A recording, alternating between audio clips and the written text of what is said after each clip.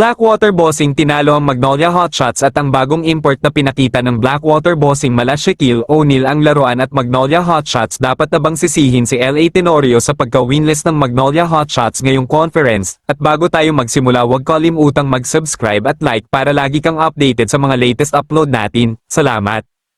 Blackwater Bossing at Magnolia Hotshots naglaban at ang team na mananalo ay makakakuha ng unang panalo nila ngayong conference ng Commissioner's Cup. Sa unang parte ng laro nakakalamang ang Magnolia Hotshots kontra sa Blackwater Bossing ngunit ng pangatlong yugto nagpakitang gilas na si Cedric Bearfield para sa Blackwater Bossing para makuha ang bentahe laban sa Magnolia Hotshots. Nagtala si Cedric Bearfield ng 26 points at may 3 assists para maiuwi ang unang panalo para sa Blackwater Bossing. Nagdebut game din ang bagong import ng Blackwater Bossing na si Robert Option na nagpakita ng malahalimaw na performance para sa Blackwater Bossing para makatulong maiuwi ang unang panalo nila. Naging maganda din ang debut game ni Robert Opshaw dahil naiuwi nila ang panalo. Kung kayo ang tatanungin mga ka-Lloyd Sports Zone, sa tingin nyo ito na ba ang simula ng pagbawi ng Blackwater Bossing para ngayong conference? Comment na.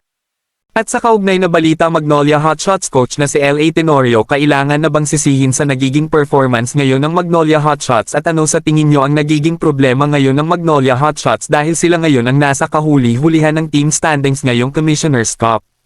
Kung titingnan natin ang lineup ng Magnolia Hotshots, malakas na ito on papers, ang tanging kulang na lang talaga ay sa big man position kaya yun ang dadalhin ng import sa kanila. At isa pa sa mga nakikita nating problema ng Magnolia Hotshots ay ang players rotation nila. Nakukulangan tayo sa pag-ikot ng tao sa Magnolia lalo na ang mga veterans players nila na pwedeng maaasahan talaga pagdating sa mga crucial time ng laro.